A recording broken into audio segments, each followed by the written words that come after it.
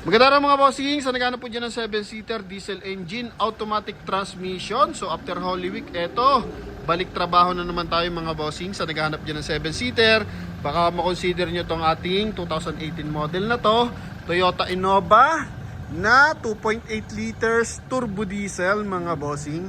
Naka rear wheel drive to. And dahil mahal nga ang gasolina ngayon mga boss, naka promo ngayon si Promote PH, naka package na mga bossing sa presyo.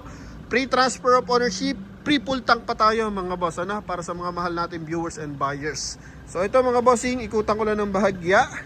Okay, mileage nito mga boss is only 51,000 kilometer mga boss. Okay, so I think ito, buksan natin yung bintana para makita natin yung odo.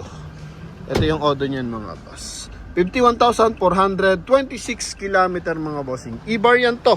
Sariwa to mga boss Tapos sa gulong, makakapal pa gulong natin dito mga bossing. Size ng gulong natin is R16. 100% na hindi binahang ating unit. Naka dual aircon yan mga boss. Okay, walang basag yung ating tail light, tsaka yung ating headlight. Naka-apat pa yung sensor niyan sa likuran. Price natin dito is only 765,000. Kasama na dyan yung transfer of ownership mga bossing. And dahil nga mahalang gas, so pre-full tank tayo mga boss. Para sa mga nakapanood ng vlog natin, yan.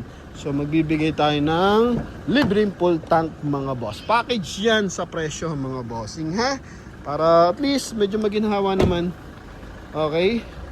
So ito yung ating front area mga boss. Sa mga nakaka-interest dito, after nyo mapanood, so pwede na kayong tumawag sa ating contact number na nasa screen.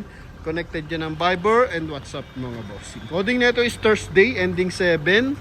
So 18 model to mga boss, pero pwede mo siya i-dress up sa kamukha ng 2026 model mga bossing. Kasi ang difference lang naman yan is yung kanyang front grille, tsaka itong bumper mga boss.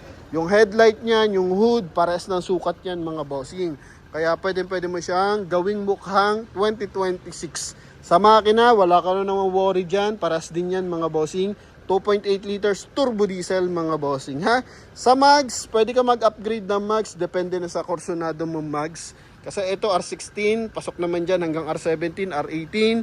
Basta ilo-lower profile mo lang ng bahagya mga boss, Yan, naka low profile. Sa signal light sa side mirror, same lang naman, wala ka naman dapat baguhin. Sa likuran naman, wala ka rin naman dapat baguhin. Ito, may roof rail na, may rim visor mga bossing. Sa gulong, 85% red light pa to. Yan, so punta tayo sa interior mga boss. Concern lang natin dito mga bossing yan, mga minor na discoloration, scratch. Okay, pero the rest maayos, walang basag yung ating window. Original lahat ng window natin, naka Toyota yan. Then, pagdating sa interior, power adjustment side mirror, naka 1 din audio system. Buo ang dashboard, maayos ang ceiling mga boss. Maayos ang mga upuan natin. Yan, aircon maayos din, busina. Goods din mga boss, power adjust yan. Ito yung kabilang side. Then dito yung kabilang side mga boss. Yan Then sa steering wheel, all goods mga boss. Susi natin, dalawa available mga boss Okay, so basically lang naman, pagdating dito sa door panel, magkabilang side ng ating Toyota Innova. So pinaka-priority lagi natin, makina, transmission, suspension, tsaka aircon, kailangan maayos mga boss, Yan. Ito naman yung kanyang hood sa engine bay. So open na natin para pag ikot natin mamaya, dire-diretso na mga boss. Yung kabilang side. Alright. Yung aircon ventilation natin, second row, third row yan mga boss. So kompleto. Mapa long drive. If ever na nasa likuran kayo, so wala kayong worry. Hindi kayo may initan.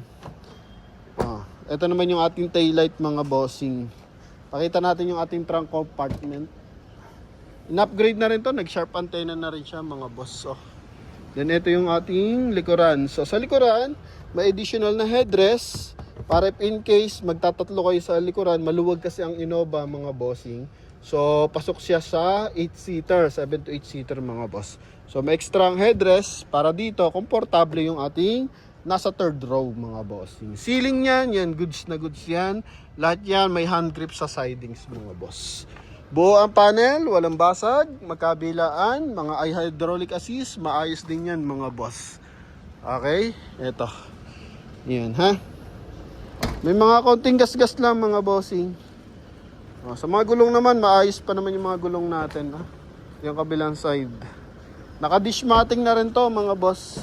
Sa mga gusto ng ganitong dish matting, so may i-offer ako sa inyo mga boss. So ilalagay ko na lang sa description yung dish matting na mas maganda dito mga boss, yung hindi lumulundo. Yung pasok na pasok talaga sa Innova mga boss. Okay?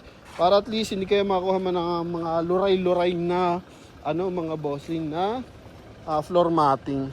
So ito yung ating engine bay. Hindi pa to nalilinis mga boss kasi kararating lang. Pero okay lang mga bossing, at least mapakita ko sa inyo. Walang tagas yan mga bossing ha. Ito. Yan. Alright. Ito naman yung tapon dito. Sa pagsasalin lang naman ang langis yan dito. Pero mahalaga, dyan wala siyang tagas. Dito wala siyang tagas. Tsaka dito sa mga ilalim wala siyang tagas mga bossing. Then sa panel, walang yupe. Walang putol mga boss. Okay. Yan. So mapapakinis pa natin to after na ma-detailing mga bossing. So at least makita natin ng transparent mga bossing. Pero kahit naman malinis, so dinidiscuss naman natin yan. Kasi kapag kailangan talaga ipagawa ang isang unit, so hindi na natin hinihintay na ma-check pa ng buyer, ma-check pa ng mekaniko. So bago natin i-vlog, check na natin or after natin ma-vlog, ipinapaayos na mga bossing, no? Then dito naman, all good stop, pasok to mga bossing. Lilinisin lang ang engine bay na ito mga boss. So available tayo dito for cash transaction, and para sa ating mga mahal na viewers and buyers na kulang yung budget para sa cash transaction, pwede kayong pumunta sa any bank na malapit sa inyo, mag-apply kayo ng cash loan mga boss, no?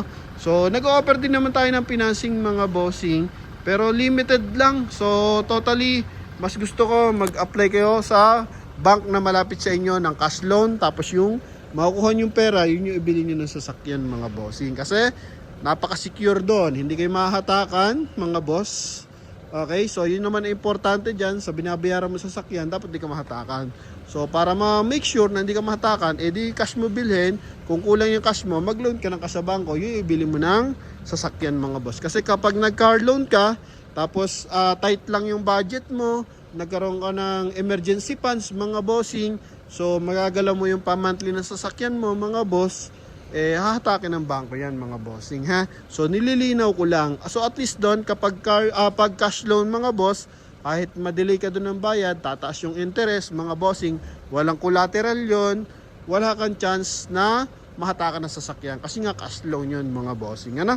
So yun lang, at least mabigyan ko ng idea lalo na sa panahon ngayon mga boss. Then sana tuloy-tuloy pa rin pag-pray natin na mawala na yung gera mga boss, kasi malaking epekto. 159 na ata yung diesel ngayon mga boss, no? 159 na 4 liter ng diesel ngayon. Kaya tayo nga is sabi ko, kailangan natin ng magandang catch up, tsaka para makatulong din sa mga viewers and buyers. So free full tank mga boss, ano? Yan, so sa mga kakakursunada nito, free full tank to, 765,000 ang presyo. Tapos kasama na din yung paglipat sa pangalan nyo. So bakit natin pina-priority yung paglipat sa pangalan mga bossing, yung transfer of ownership? Kasi marami ngayon nagbebenta mga talon kasa, 'di ba? Naka-duplicate yung papeles. So iniingatan lang natin yung kumbaga yung abala. At syempre, yung makakabili sa atin, ayaw din nating maabala mga bossing, no? And kapag nagsabay-sabay kasi yung mga abala, pati ako maabala rin mga boss. Okay, so hindi rin tayo makakapag-vlog ng tuloy-tuloy mga bossing. Kaya tayo, hanggat maaari, transfer ko na agad yan mga boss. Okay, para lahat yan, ifa-follow up na lang natin. Kung may concern sa mga papeles, mahabol agad natin kung sino naman nagbenta sa amin mga bossing. So, ganun lang. So, hoping maintindihan nyo, and sana tuloy-tuloy pa rin panonood yun ng mga vlog sa atin mga boss. Yun nga lang, sobrang init kasi mga boss, kaya paiba-iba din tayo ng lugar ng pinagbablagan. So noong nakaraan, nasa Imus tayo para sa mga owner type jeep. Then soon, diyan naman sa Dasmariñas, Cavite, para naman sa mga multi-cab na kailangan ngayon sobrang tipid sa fuel consumption mga boss. So nandyan yung mga pan-temporary car, makakuha tayo dyan mga boss, ano? Pero by the meantime, sa may mga budget, ito available tayo sa ating Toyota Innova na diesel engine mga boss. So hindi lang naman sa Pilipinas batas ang gasolina, So mas mataas pa rin yung gasolina sa ibang bansa mga bossing, no? Lalo na sa US mga boss, mataas ang gasolina dyan. Kaya yung ating mga viewers and buyers dyan sa mga malalaking bansa, naunawaan nila. So wala silang problema yan. Kaya nga tayo, tuloy-tuloy pa rin ang benta natin. Tomorrow, magre-release tayo ng Toyota Alphard. Then sa isang araw, yung ating Toyota RAV4 mga bossing. So yun lang, share ko lang mga boss. Okay, hoping kahit may mga pinagdadaanan na kalamidad, makuha nyo pa rin yung inyong dream car mga bossing. Thank you, ingat!